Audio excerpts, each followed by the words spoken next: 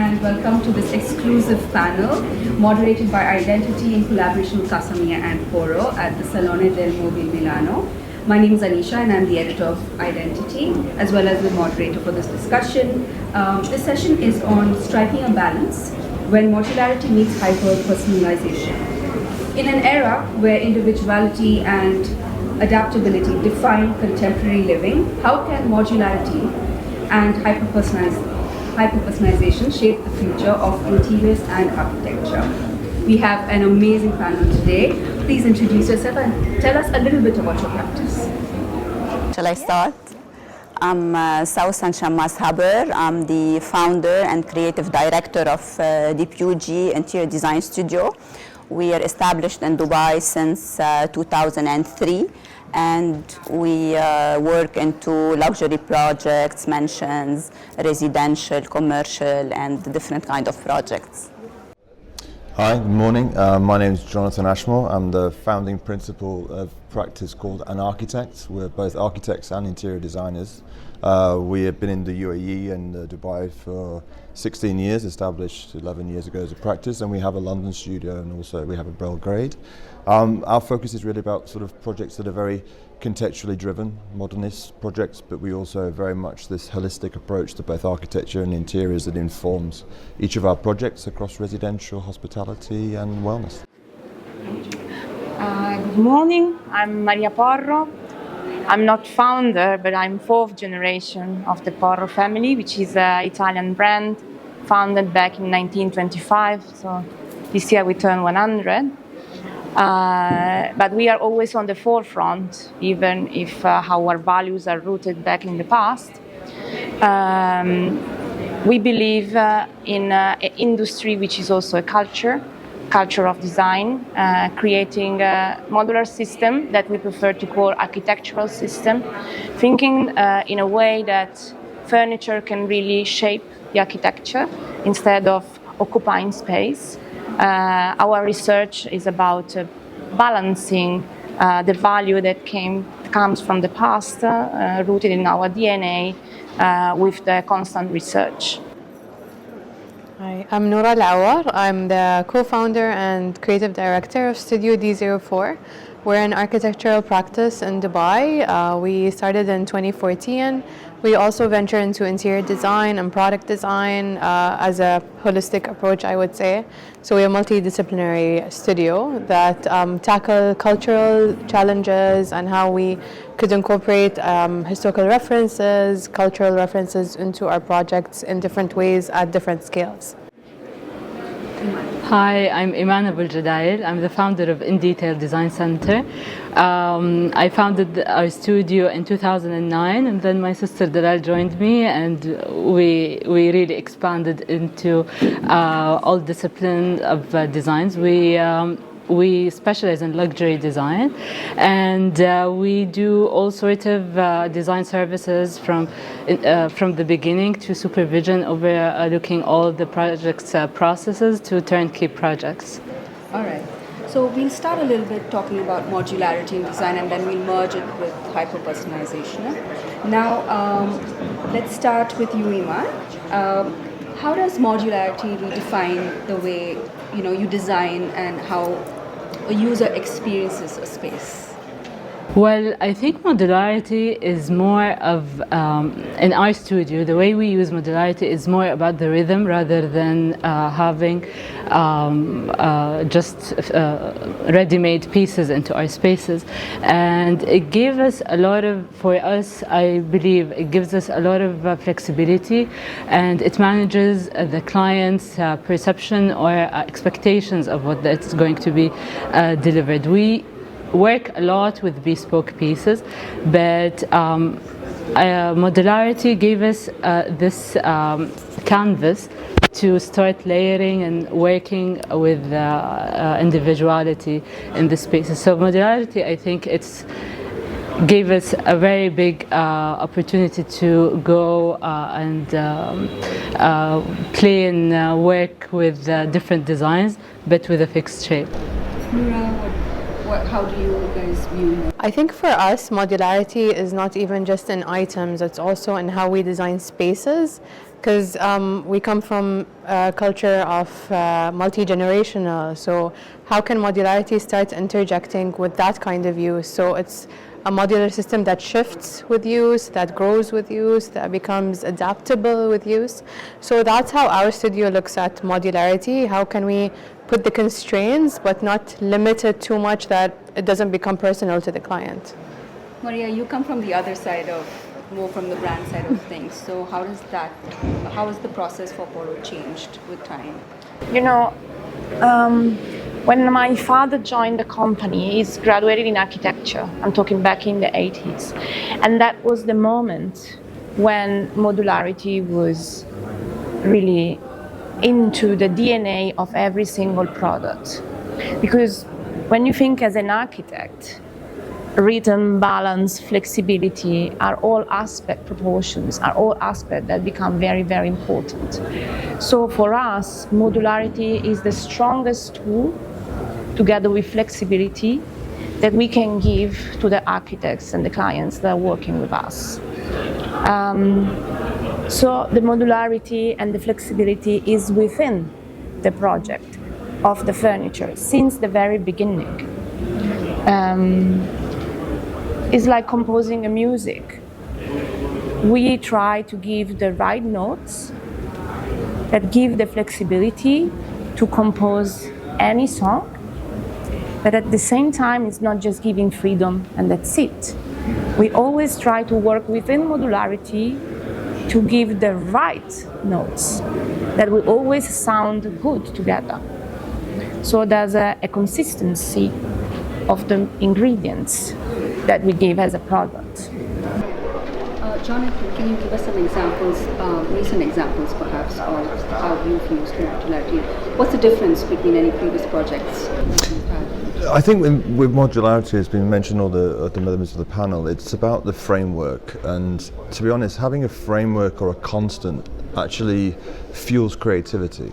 Because if you have a completely blank canvas, you're forever searching to find what's the essence, what's the narrative, what it is. But having, as Maria was saying, the functionality and the framework set within an architectural, this is what we do as a practice, architecture, and the name is actually essence about treating things through an architectural approach. It sets a framework where you know there's a constant that it actually has a good chance of becoming great and creative. So when we're working either in hospitality, private, residential, any of those projects that are hyper personalized for an individual or for a particular boutique hotel operator, with a sense of modularity as a framework, you're able to collaborate with them and give a certain level of parameters in which you can construct something that then becomes individual. And I believe that's actually, as you were just saying, that's a fundamental thing of architecture, because you don't know every answer.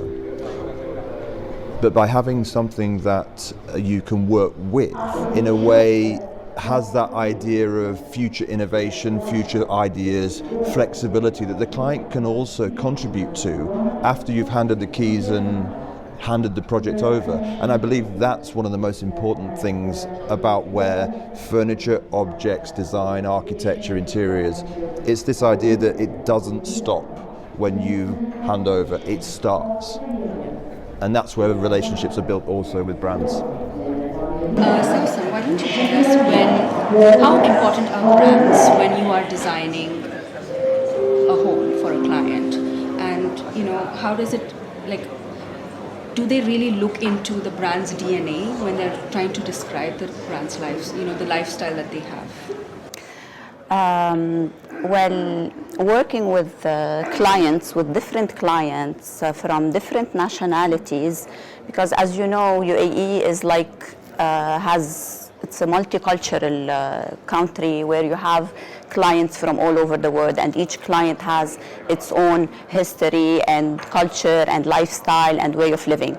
So we cannot specify working with brands and make it general to every single client. Each client has its own way and where they can relate to a certain brand, where they feel the DNA of this brand fits their lifestyle, or it fits their perception of their homes. So we try to be very versatile while working, and we take each project like a challenge, because each project has a totally different experience than the other. So we don't introduce brands that we know it won't work, their DNA won't work with that certain client.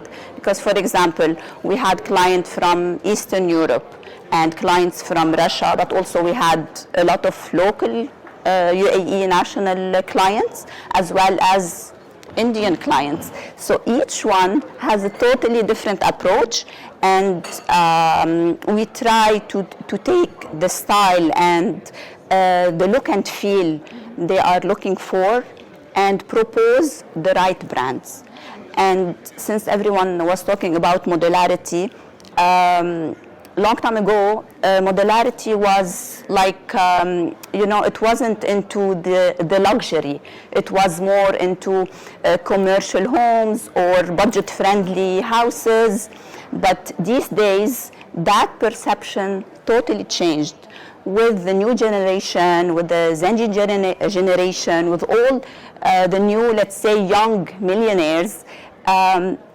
It's a totally different approach to luxury, and that's why also modularity went inside the, let's say, the luxury from the biggest door, because it became a tool for us to be able to use the space and propose experiences in the space, and it became like a strong tool where certain clients feels really excited when you propose something that can change. You can make it bigger, you can turn it this way, you can open the space, close the space, turn it into an entertainment room, and then the second day it can be a cigar lounge. So it's really important to have brands that offer us those tools where we can play around with Noora, why don't you tell us a little bit about the curation process that takes place when you're working with a client? I think for us, it's also that dialogue, like Sawsan said. It's understanding where the client's coming from, listening, to make sure that you are listening, but at the same time you don't lose the voice of the studio, of your design language. So once that is integrated, we start looking into the artisans, the craftsmen that would interject and elevate the project. So anything we specify is part of the whole narrative. It doesn't start becoming like the single story. It's not a story in itself, it's part of the context of the full thing. So that's kind of how we put together the different pieces that make up the space that relate back to the client, I would say. Give us an example. I can think of one that is really relevant to this sort of thing. It was a luxury office we did in the IFC, and the whole story was revolving around cultural references, how it's all based on UAE pieces that were developed there.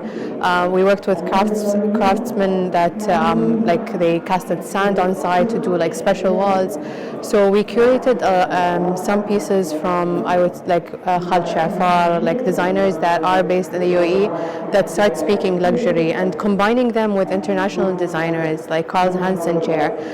So that dialogue is very Dubai, I would say, like how it starts introducing a new language that speaks to where we come from.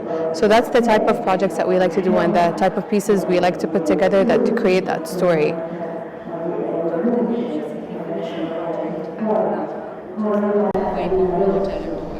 Can you tell us a little bit, because that client was it's a perfect case study for hyperpersonalization. It was an interesting challenge. I mean, that project is strongly associated, very luxury branded residence that had just been handed over, and our client was actually one of the first residents in the building. And the idea of branded residence is obviously not just about the brand and the extension, but it's the whole experience. And particularly when it's into hospitality, overlapping residential, it's about the luxury hospitality living experience and the service and the community culture that you do get. But in the same time, it's modulated in terms of its repeaters. So there's a number of properties that are finished and fully furnished in the same way as where the other ones were. So there is this sort of fine line to where is it individual, where is it personal, and where is it brand. So it was always about trying to find a nuance. So this client was Asian descent, had a very sort of avant-garde, quite energetic sort of art collective approach. And you know, the original was a little bit more subdued, more classic in a kind of contemporary way. So our approach was, how do we create a space that ultimately belongs to that individual, but at the same time does not move away too far from the brand of which it is, because that building, that property is contextually in that building, in that culture, in that service, so that you can't disconnect. And it was a really challenging process, because in a way, you know, we often as architects and interior designers are building from the ground, creating the interiors, and then actually relating the furniture as an extension of all of those. We did it the entirely opposite way. We actually made very little transformation changes to the space in terms of structure, orientation. We stripped out all of the furniture, and we used furniture, as like Maria was saying, as architectural tools to translate the client's personality, his culture, his interests, his future cultures. Moving transiently, Dubai is very much about that, to envisage how he could live and what he could do, but really making it personalized in his own way, so it feels like it belongs, and it also differentiates itself. So it's another layer above this new shift towards being associated with the brand when you're living or day to day. But at the same time, clients in the luxury sector really want to have that sort of individual, unique, and as we were just saying in the last point, it's curation. It's subtle curation, nuances and narratives that tie everything together in the story of some individual, some person, that becomes an extension of their character and their personality.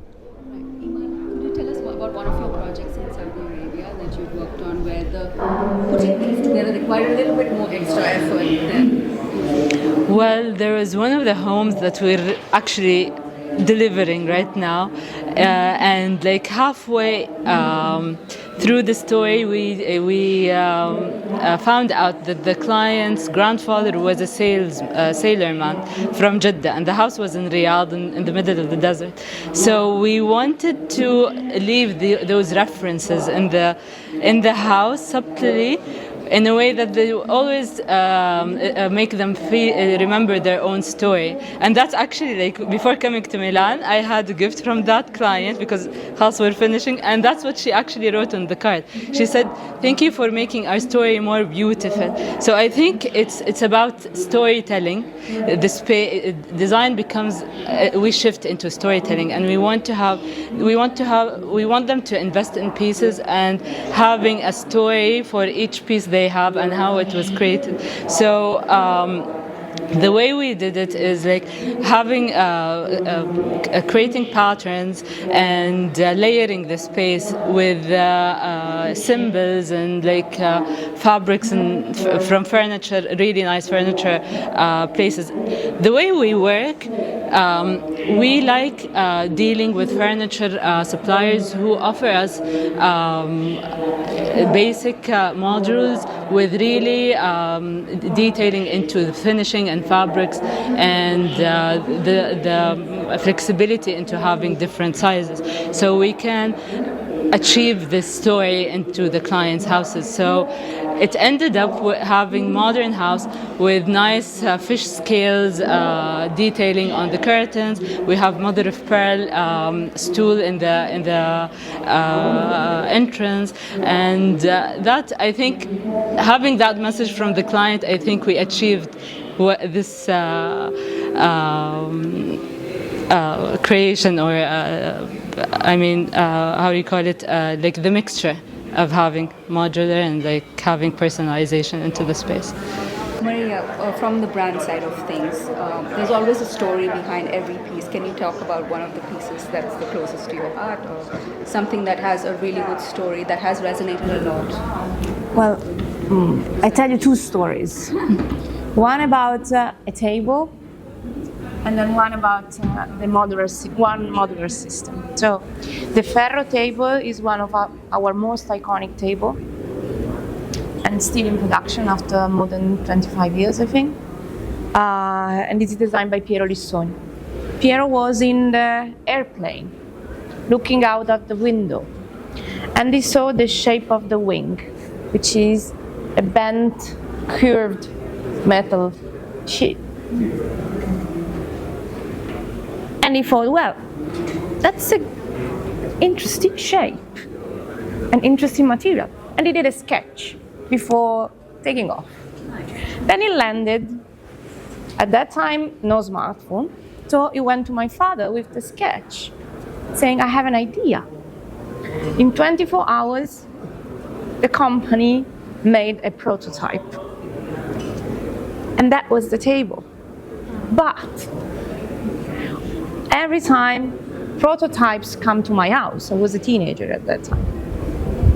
And my mom saw the table and said, oh, it's impossible, this table with the round edges. I don't think it's gonna work. And I look at the table as a teenager, and it was so refreshing, that shape, the material, it was so unusual, but still out of the time. And that table is still in production. But this tells you a lot also about the process, because we are managing the creative research and development, but also the production, which is in-house. And this allows us to be creative, to be fast in responding to the needs and changing, but also to directly handle the quality of the production. This bookshelf here behind us is called Loaded. And this is also quite an old modular system, because also what we do, we don't want to push new products every time. We try to be very consistent, especially in modular systems, because we know that for architects, it's very hard to learn how to use at the best a modular system. So we don't want to constantly change, but we constantly update, integrate, make changes, also listening to what are the needs. So this bookshelf story in my heart. So there was we were in Cologne, and our former agent for Germany was also an art collector and friend of Lucio Fontana, all the big artists. So we were invited in a dinner in this artist, and we saw a line of book floating on the wall. So the protagonist was not the bookshelf. The protagonists were the books that the artist selected. So again, as you all said, the protagonist has to be the person living in the house. The furniture has to, be like a podium where the life or who is living in is. So this idea of the invisible library was something that we loved. So we produced Loaded, and year after year we integrate lighting, we had new finishings. So this is the way we work, and we can do all that because we have an incredible production unit that makes handcraft, selection of wood, which is done by hand, and robotics, very technological machinery that we design. Sawsan, you do a lot of big mansions. So what is your process when it comes to creating this sense of wow, as we discussed? Yeah, I have a certain way of doing things. I always look for the statement piece in each room. So to me, each room should have one piece that you cannot pass without seeing it. But when I say that, it doesn't mean that this piece should be tacky or exaggerated in a vulgar way or something like that. But always when you enter the room, you need to see that piece. That piece can be an oversized lighting feature. I'm very known for that. So I don't go for small lights. If I'm gonna put like a big chandelier or an installation, it has to be a statement piece, of course, if the space allows it. If the space doesn't allow it, then that statement piece can be this oversized maybe couch, or can be one element in the room that is super special, super different than all its surrounding, maybe in terms of color, maybe in terms of material used. Sometimes that statement is one full wall treated with a certain marble or with a certain natural stone. So our approach in Dipiugi is to have that statement wow effect when you enter. Even if the project is super minimalistic, or if the project is maximalist, in both scenarios, you will always find those statement pieces in any room, even in the outdoor area. So I think this is, let's say, how we do things, but also proportion, because proportion is, I believe, the key element for our successful projects. Because if we go through all our projects, the project doesn't look alike at all, because I believe that each project should reflect its surrounding, but also reflect the people who are living in it. It should not reflect the company who did the work. But the DNA of the company, of us, is in how we treat those spaces in terms of proportion. So if it's a super classical project, or if it's a super modern project, you will always find a certain feel of proportion while doing the wall treatment or while selecting the furniture. So I believe those two main things are the key element of, let's say, our success in most of the projects we handle. Jonathan, for the duplex project that you worked with an interesting client who had a lot of objects. How did you manage to balance that out in terms of giving each piece enough attention that it needs? It became the prerequisite. So when we met the client, and his brief to us was, I want to transform this space, but I don't want to physically change anything. I want to do something. And we were like, okay, we're architects. We just start changing things. So how do I reposition it? So we considered it as a curation, like a art curator of a gallery. And the client had an existing series of art pieces, but I felt that we could introduce them to a new continuation of their pieces that was functional art. It was pieces of furniture, it was classic pieces. And then we started to think about those things, a bit like Sawsan was saying, of thinking about having like sort of specific key pieces in each space, but at the same time we wanted spaces to flow. So for us, it wasn't about creating one space that looks one direction and then the other. They actually had to have a dialogue. So we would place these pieces around that would connect between the next room and how they were working. So for example, we had a beautiful majority dining table in the middle that was a square, because rather than having the long table, I needed to talk to the sort of lounge space as well as the open office space in the kitchen. So that it was always about eye line and dialogue. But what was amazing, because it was a sort of a duplex that was on a high position we had almost 180 degrees. So then placing the objects according to the different times of the day in which they react to the part of the sun path.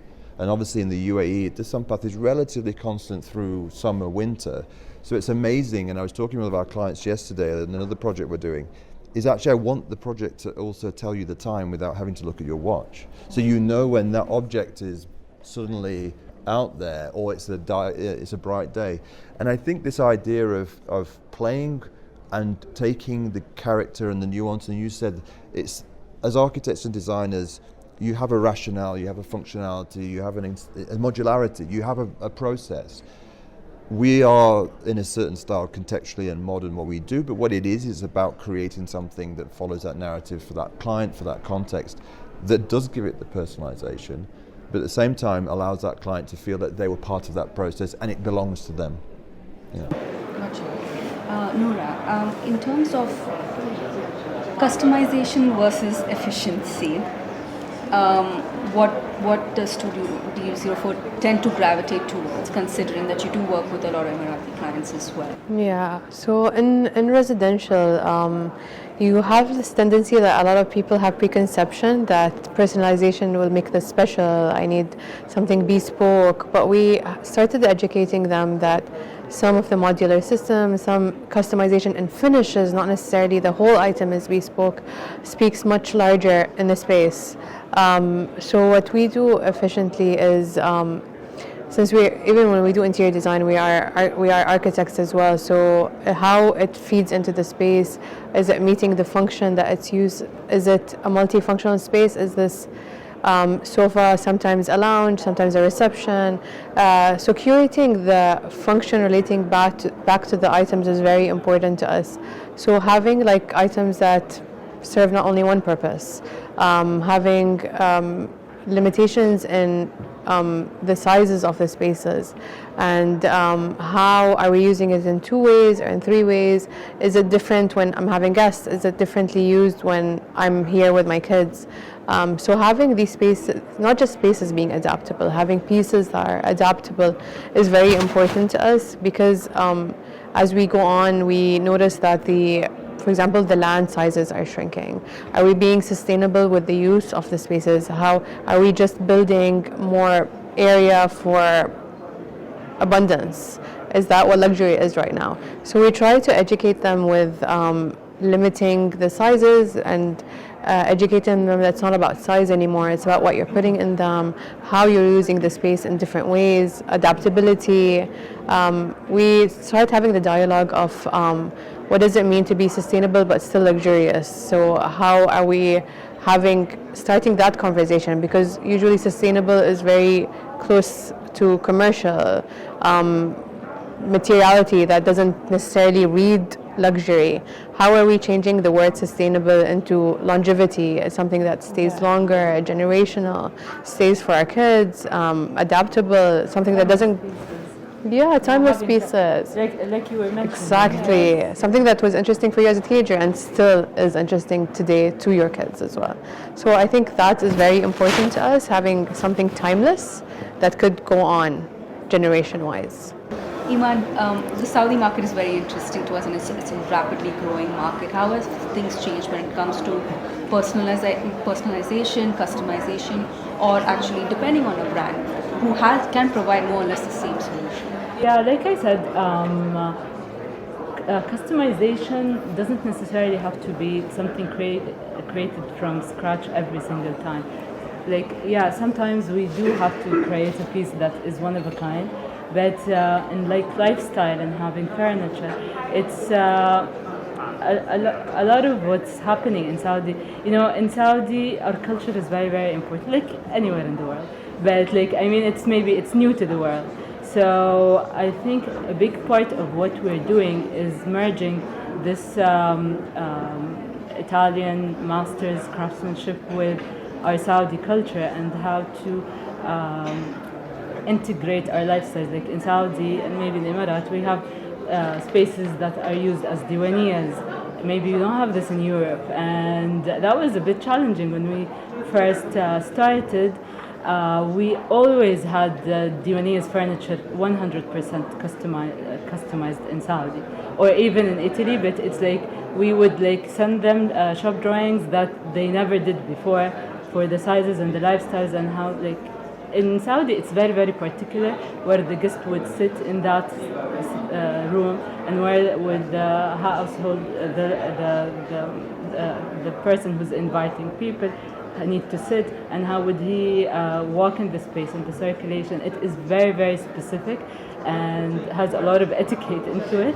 But now, like many years after starting out, it is very easy to like select modular pieces and integrate them in the space. And that was because the lifestyle has changed in Saudi.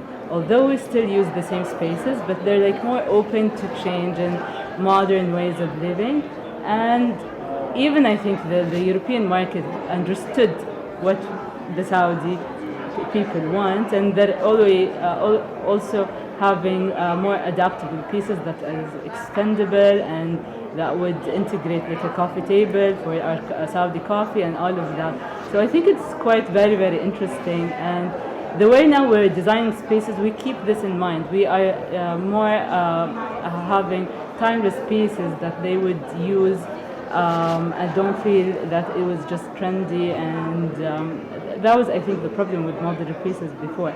But now having these customizable details into the spaces, imposing our culture or blending our culture into this modern furniture is quite interesting. I think it's doing a good job.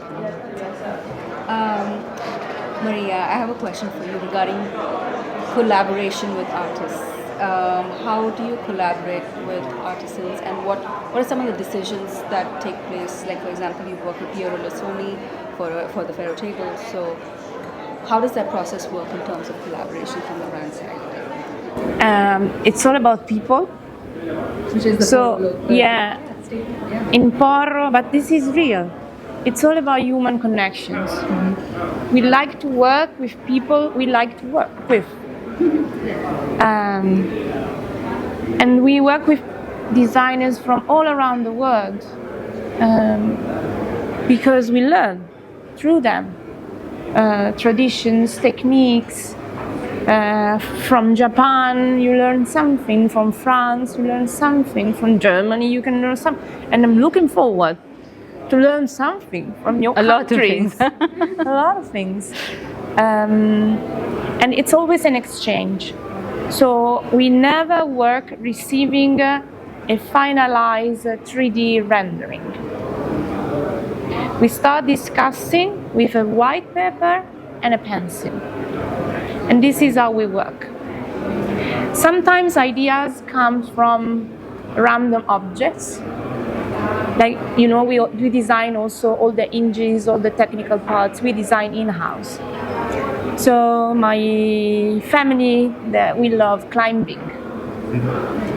And Piero and my father and me, we are always talking about skiing and climbing. And one time my father brought a special tool you use for free climbing. And from that tool, we had the idea of an hinge that now is making our door pivoting 180 degrees. Or, I'm sure everybody in this round table is very passionate about art. Sometimes we go to museum, we travel together, and we see things like the finishing of the red of that table we have in front of us comes from looking at the Caravaggio paintings and knowing that Caravaggio was not starting from a white canvas, but from a black canvas. And so how can we create such a vibrant color? And we apply this. Or with Mendini, we had the amazing opportunity to work with him, this incredible maestro, and he's like Harlequin, no?